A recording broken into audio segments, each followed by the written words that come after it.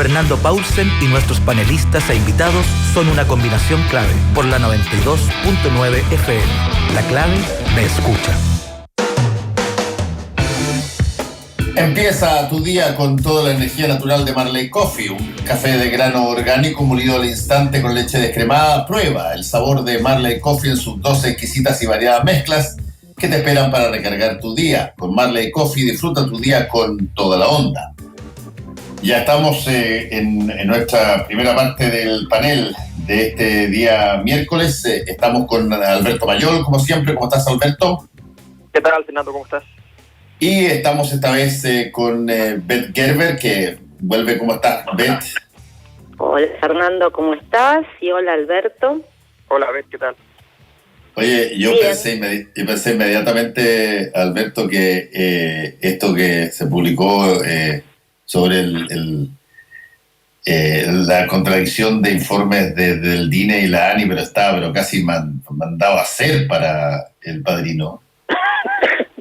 No, es que es terrible, o sea, la parte mala de esto es que ya el espectáculo sin duda ya es superlativo, o sea, estamos hablando de al principio parecían que eran simplemente errores, pero a estas alturas efectivamente ya hay una situación más grave, porque el error se supone que uno hizo muchas cosas bien y entre medio algo pasó, se equivocó en un pedazo de la fórmula y todo falló, pero no, en estos casos estamos viendo ya llegando a una situación un poco ridícula. Lo malo es que la situación es tan ridícula que, claro, que empieza ya a entrar en categoría bufa y se hace un poco difícil, pero aún así mantiene el condimento trágico de que finalmente todos estos errores han tenido consecuencias.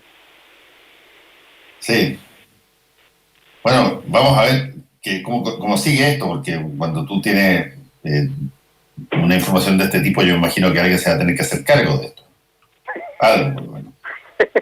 Bueno, sí, evidentemente va a ser, o sea, hay un esfuerzo ahora ya de ir deslizando nombres de responsabilidades, tratando de concentrar ese tipo de errores en la figura de Alberto Espina, que ya no está. Eso siempre ayuda a descongestionar el ambiente dentro de un gobierno, pero la verdad es que todo esto empieza a llegar cada vez más cerca del círculo más íntimo del presidente, y aun cuando no llegase, la responsabilidad política evidentemente recae en él. Beth, ¿tú qué dices? La verdad es que digo que se suma un eslabón más a una cadena de desastres, ¿no? En el ámbito de la inteligencia o de la desinteligencia, en el ámbito de todo lo que tenga que ver con fuerzas de seguridad y con inteligencia. Es desastroso, es absolutamente inconfiable a todo lo que suceda y es un poco desesperante porque nadie ve o no se vislumbra que se empiece a dejar el ovillo o a resolver algo. A mí me parece sumamente grave. Lo que pasa es que estamos tan en otra coyuntura y tan arrollados por todo. Me parece que eso hace que, entre la pandemia y el plebiscito también casi no hay margen para tomarle el peso a la gravedad de lo que sucede. Y en este sentido paga menos costos el gobierno, ¿no? En muchos sentidos creo que la pandemia le aminoró costos de desastrosos manejos en el ámbito de la inteligencia y la seguridad. Sí, yo creo eso que es un punto bien importante, porque efectivamente, supongamos que el país está en un momento donde hay bastante certidumbre en muchos ámbitos, buenas condiciones económicas, en fin, y en medio de todo un buen escenario aparece una catástrofe en términos de inteligencia, como todo lo que hemos vivido desde el caso Huracán en adelante. Eso generaría una crisis de grandes proporciones y el grueso de los dichos habitualmente moralistas del sistema político estarían concentrados en ese punto y generaría una crisis bastante importante. Sin embargo, efectivamente estamos con 60 cosas al mismo tiempo, entonces se hace un poco difícil y simplemente esto aumenta el nivel de rabia, de desconsuelo y de desconcierto en el que habitamos. Es un elemento más de un cóctel desagradable, pero en el fondo no tenemos la energía psíquica para concentrarnos en ello.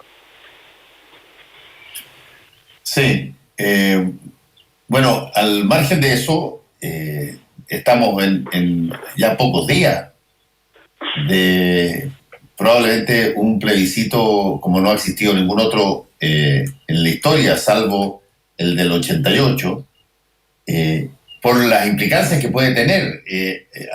¿Tienen algún tipo de idea de cómo esto puede ser? Vete en términos, no estoy hablando de los resultados, estoy hablando de la participación, que esa es, a mi modo de ver, una de las variables más importantes de todas, digamos. Sí, imagino, presumo, todo el facto, porque la verdad pensaba que justamente qué es lo que pienso de la participación y de las tendencias, y no aunque se diga a sí misma que no debe hacer jugar a la lotería, ni entra en loterías, ¿no? Yo por lo menos voy a confesar que entro en todo tipo de apuestas, no dineros mediantes, pero sí honores mediantes antes de las elecciones. Y antes de este tipo de votaciones no lo puedo evitar. Entro en eso, en círculos de amigos y anotamos y sí, es un vicio. Y es difícil porque la verdad es que al final, ¿de dónde te haces tu opinión? Un poco de los círculos que te rodean, un poco de las encuestas que ya sabemos que tampoco hay que tomarlas al pie de la letra y vas promediando con, como se dice la opinión pública, cada uno de nosotros tiene un sentido cuasi estadístico de la opinión pública, no solo por las encuestas, por toda esta sumatoria que vas olfateando y te vas haciendo una idea. Supongo, creo y espero que va a ser más alta la participación que en las últimas elecciones. Yo creo que es así, hay varios indicios además, ¿no? Por ejemplo, la participación de sectores de la juventud, que están, me parece, mucho más movilizados que en elecciones presidenciales o municipales. Me parece que es así. No me parece, creo, otra vez, todo parece, sé que todo parece, pero no tenemos otra cosa, que vaya a jugar un papel tan fuerte el miedo al contagio. Puede afectar, pero no va a ser determinante, creo. No sé, a ver, Alberto, ¿qué olfateás? Sí, yo creo que sí, yo estoy de acuerdo. Creo que efectivamente, primero, un dato que es muy importante, aun cuando sea poco espectacular, porque los datos originales son malos, es que la votación probablemente supere tanto a cualquier elección anterior, presidencial, parlamentaria, de alcaldes, en fin, y la supere, digamos, con claridad, 5 puntos para respecto a la presidencial última, que fue, entre comillas, de las mejores del último tiempo en participación, y eventualmente un poco más, una cosa así. Da la impresión de que por ahí van las cosas, haciendo todos los ajustes del caso, porque cuando uno pregunta en encuestas, efectivamente, la sobreparticipación respecto a lo real es bien importante, porque a la gente no le gusta decir que no va a votar, solo le gusta después no ir a votar. Entonces se hace difícil. Pero más o menos, haciendo el ajuste sencillo, da la impresión de que por ahí van las cosas. Y efectivamente hay una participación mayor de los jóvenes. No creo que se modifique mucho la participación en otras edades, esa es la verdad. Y el efecto de la pandemia es un gran misterio, porque en general estamos viendo que en las últimas semanas la sensación de la posibilidad de actuar en la ciudad en general, en todas partes, es mucho mayor, y por tanto da la sensación de que no va a ser tan terrible, pero evidentemente pueden haber lugares que están en cuarentena, qué sé yo, que puedan tener una merma importante de la votación. Y obviamente la población que más participaba antes, era la población de adultos mayores, puede sentirse compelida a no asistir. Por lo tanto, ahí hay también algunos elementos que hay que tener en cuenta, pero no podemos dimensionar hoy día porque van a depender de la voluntad. Ahora, yo creo que sí, a mí lo que me parece más interesante de lo que viene es que va a ser una cosa rara. O sea, una elección normalmente es muy, muy fuerte, muy intensa en su prólogo. Viene después el fenómeno, y los primeros siguientes días como que todo parece depender de lo que pasó en la elección, y después las cosas se va calmando. Yo tengo la impresión de que esto va a ser más bien a fuego lento, pero termina con una cocción más importante. O sea, esto vamos a llegar al domingo quizás con no tanto ambiente de elecciones, ya estamos a miércoles y no es que el mundo parezca girar en torno a la elección, y después del domingo, cuando vengan los resultados, que a mi juicio van a ser históricos por varias razones, por las obvias, porque finalmente va a haber una constitución que va a empezar con un proceso que es inédito en Chile, pero además porque yo creo que la apuesta que tomó la derecha fue muy equivocada y la va a dejar en una situación muy difícil de administrar. Yo creo que viene un escenario que se va a calentar justo después y por un buen rato. Entonces es una elección extraña, pero que va a tener mucha energía posterior y no tanto la anterior como suele ser.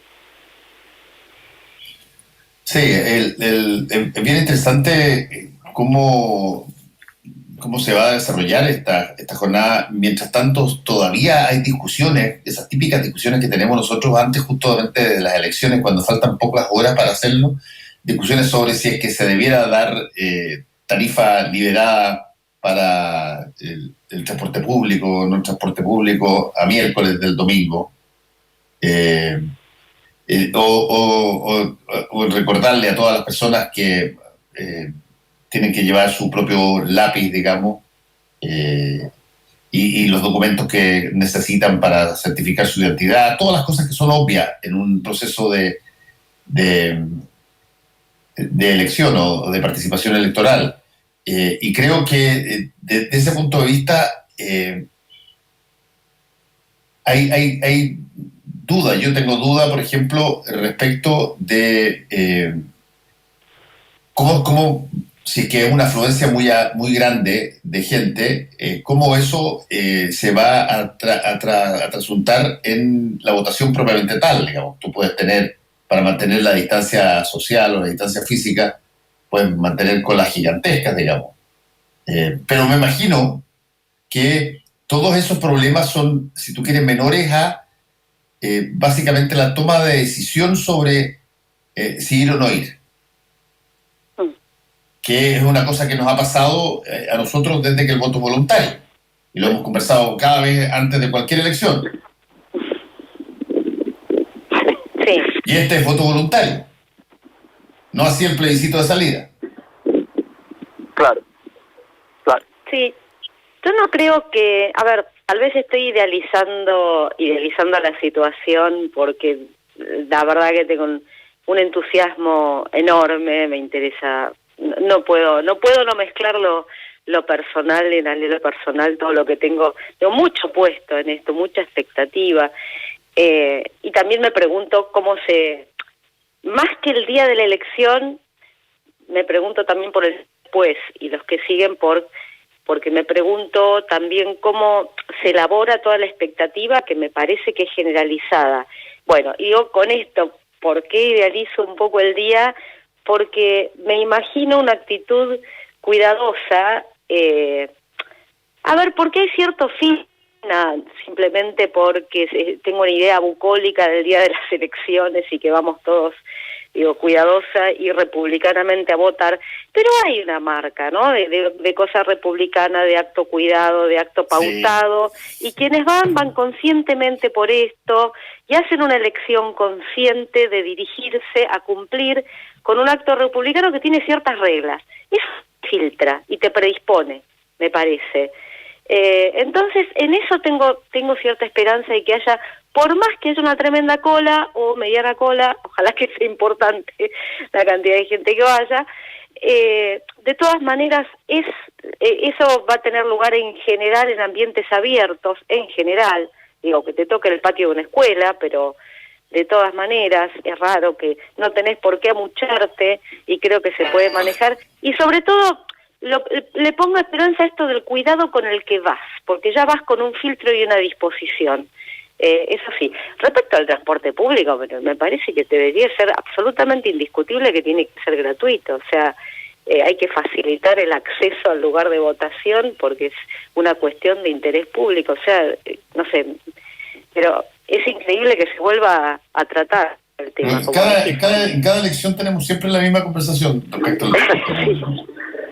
Bueno, es que ese es justamente el problema, o sea, cuando no tenemos claro cuáles son las políticas públicas que están asociadas a dar fomento a la vida cívica en general, o sea, qué es lo que hacemos para entender que una elección o los determinados hitos políticos que el mismo sistema impone o sugiere, dependiendo del caso, para que efectivamente la sociedad funcione mejor, y nos cuesta entender que efectivamente esa conversación debiera ser una conversación que se toma la decisión una vez y se mantiene de modo constante, como ocurre con toda política seria. O sea, no puede ser que estemos acá a cada rato.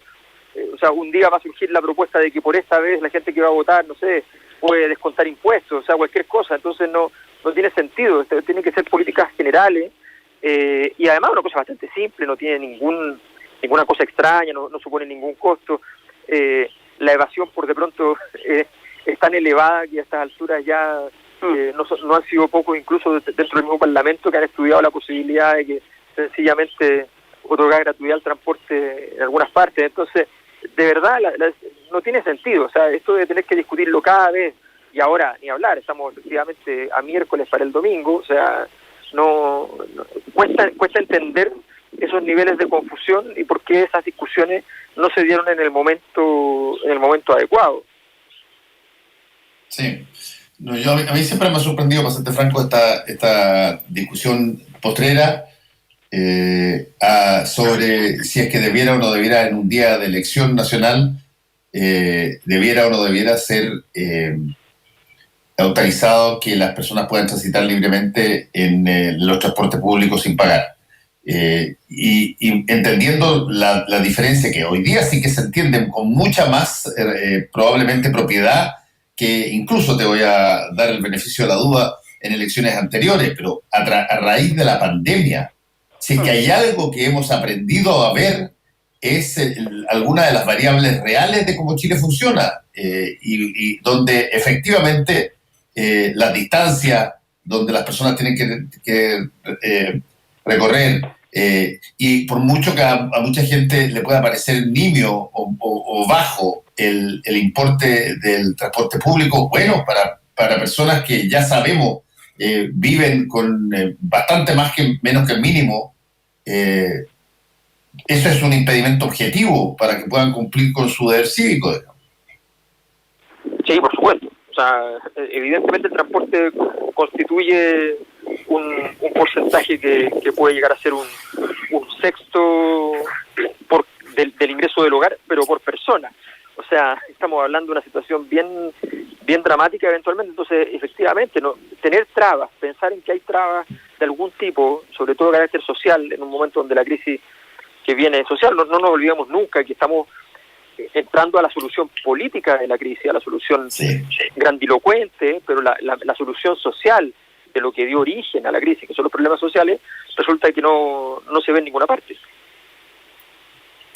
Bueno, se supone que parte de la solución social, si tú quieres, se inicia con esta potencial solución política, que consiste básicamente en generar los acuerdos básicos de cómo se constituye y se distribuye el poder en una nueva constitución, suponiendo que esa es la alternativa que gana el próximo domingo.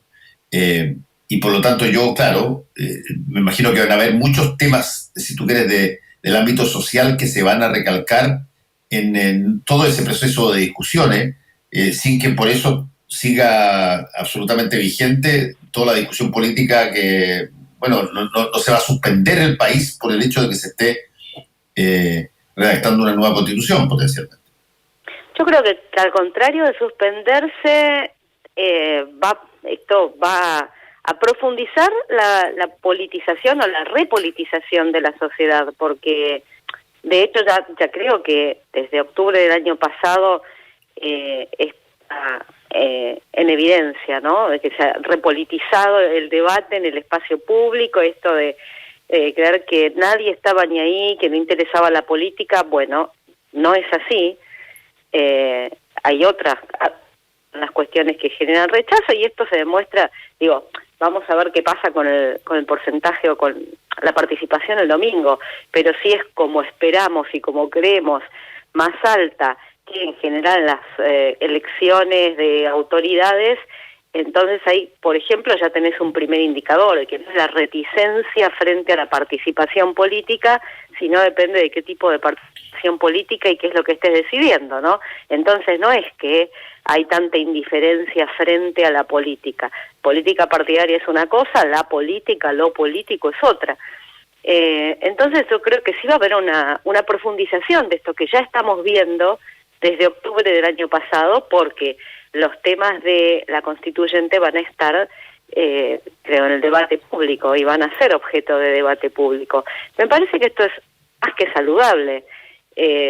También depende de la madurez de la sociedad, de la madurez política, de un aprendizaje que habrá que hacer, no esperar que esto resuelva, como se señala con muy mala intención, los problemas de Chile de hoy para mañana. No tiene nada que ver, es el marco que nos puede dar para buscar mejores soluciones. Y además descomprimir también una carga que tiene la actual Constitución, que yo no tengo duda que tiene un sello y una carga de origen que por más que la reformes en un 99,9%, nunca va a perder y no va a esa carga simbólica que tiene y que requiere ser superada por la salud de este país, ¿no? Sí. Bueno, yo tengo la impresión que han habido varios expertos electorales que predicen, y lo han dicho, pero incluso así con apuestas formales, que este puede ser el porcentaje más alto de votación desde el retorno a la democracia. Incluso desde el plebiscito, que fue uno de los hitos también en términos de gente yendo a votar, 8.300.000 personas. Y que esto eventualmente podría ser superior a eso. Yo no sé si es que eso es muy, si tú quieres, fantasioso todavía. ¿Qué porcentaje, ahora los entrevisto yo a ustedes, qué porcentaje era eso del plebiscito, no lo ignoro, del padrón electoral más o menos, si lo tienen en la mente? Alrededor del 90 era muy alto. ¡Oh! Muy alto, muy alto. Era voto obligatorio y era siempre relativamente alto, muy alto. No, y todo el proceso pasó por dentro. Mi ignorancia. Ajá. O sea, eso es lo interesante, es que ese plebiscito todo pasó por dentro. Ahora hay un poco de, todavía quedaron cosas que no lograron pasar por dentro, no se logró hacer que todo el proceso político estuviera asociado al plebiscito, pero efectivamente yo creo que va a ser elevado. Ahora el número, claro, el número va a ser, quizás pueda llegar a eso, no lo sé, creo que igual es un poco fuerte el salto que tendría que pegarse la participación. Finalmente también hay fenómenos que son más pegajosos en este tipo de cosas, pero yo creo que lo más interesante que viene, además, que leía, que no sé si va a ser cierto, pero que el gobierno tenía pensado la posibilidad de que al día siguiente pasara lo que pasara, hiciera un evento, fundamentalmente entendiendo que ganaba el apruebo, para decir que en el fondo ellos condujeron este proceso y que son los propietarios del mismo. Creo que más allá de que tiene algo de broma eso, pero más allá de eso, a mí me parece que lo interesante es esta conducta permanente del presidente Piñera, de que uno no sabe si lo que está haciendo es constructivo o disruptivo. Uno nunca tiene claro cuál es la idea, cuál es la motivación última o cuál es la motivación psicoanalítica, no sé por qué lado tomarlo, pero nunca se sabe. A mí me recuerda mucho la película El Club de la Pelea, donde el personaje anda buscando, tratando de entender qué es el que organiza las peleas y finalmente se da cuenta de que es el mismo. Entonces, hay que tener un presidente que está obsesionado en encontrar qué es la organización culpable de todo el caos, y en algún momento puede mirarse al espejo y encontrar una buena respuesta, porque efectivamente no se sabe si esa celebración a qué tono conlleva, qué significa, cuál es la idea en medio de lo que significa su nombre hoy día. Sí. Que el gobierno se ponga como a la cabeza de este proceso, realmente creo que mucho impacto. En todo caso se les puede volver como un boomerang. Una cosa es que lo señalen, por supuesto, y que se haga el reconocimiento que sea, pero digo, atribuirse el llevar adelante el proceso, creo que lo que más va a generar pueden ser en todo caso una lluvia de memes, ¿no? Porque, por ejemplo, en marzo de 2018, Chadwick afirmó que si hay algo que no quería que avancen, lo tengo textual delante mío, hay ciertas cosas que queremos que no avancen. Por ejemplo, no queremos que avance el proyecto de una nueva constitución. Esto lo dijo Chadwick apenas, en el despegue del gobierno, entonces, y bajaron de inmediato todos los contenidos del proceso constituyente abierto a la ciudadanía, de las páginas de las Express, hubo que pedirlos, hubo que recuperarlos. Sea ese o no el proyecto, era un trabajo que se había hecho y había muchos insumos allí. Así que la intención de este gobierno estuvo clara todo el tiempo, y si esto sucede es porque existió octubre y porque hay una acumulación, por supuesto, ¿no? No es que en octubre empezó este proceso, hay una acumulación histórica muy fuerte en torno a una nueva constitución, más fuerte aún desde el 2011, pero que ya tenía antecedentes. Y claro, como decías antes, Alberto, estas cuestiones de cocción lenta y ebullición rápida, la ebullición rápida fue, pero nada tiene que ver con la voluntad del gobierno. Sí, hay muchas cosas que de alguna manera se tuvieron que aceptar entre refunfuños, digamos.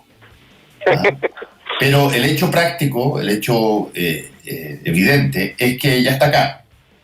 Y sí, que eso es, por lo menos, irreversible, está dentro de... Se hizo hasta una reforma constitucional para poder materializar el plebiscito que vamos a tener el próximo domingo. Y ahora lo que resta saber es básicamente el resultado, que creo yo tiene una proporción muy alta de acuerdo a la gente que participa y, por supuesto, la opción que prevalece. Pero fíjate, curiosamente, yo no pensé que iba a estar 2 veces en plebiscitos que tuvieran casi características épicas, históricas, porque ya se había normalizado buena parte de la democracia a través de las reglas propias de los mandatos y las reglas propias de justamente la Constitución que ya existía. Claro, estamos en un momento refundacional en ese sentido, y eso yo creo que ya está bastante claro para todos los actores. La pregunta es ahora cómo cada uno intenta subirse a eso, ¿no? Que los que dicen rechazo dicen que quieren rechazar para hacer las reformas más rápido. O sea, estamos hablando de que el sector conservador ofrece ir más rápido que el sector que ha planteado la transformación. Bueno, muchas gracias, Beth. Gracias también a ti, Alberto. Nos encontramos. Chao, chao. Chao, Fernando, que estés bien. Chao, chao. Gracias a ustedes, un abrazo. Volvemos con Combinación Clave.